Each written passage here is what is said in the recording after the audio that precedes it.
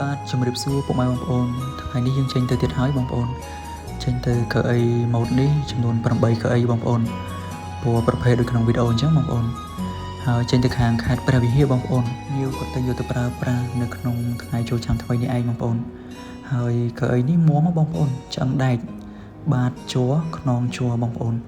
ហើយមានរុនខ្យល់អញ្ចឹងអត់ហប់ទេអង្គុយយូរផ្អែកយូរក៏អត់ហប់ខ្យល់ដែរបងប្អូនគឺអត់បែកញើសទេបងប្អូន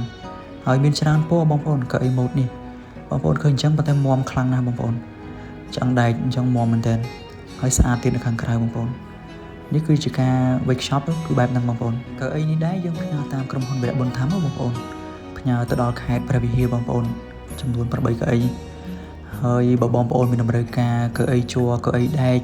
កៅអីឈើកៅអីពូកផ្សេងៗបងប្អូនអាចតាក់ទងមកបានបាទសូមអរគុណសូមជម្រាបលា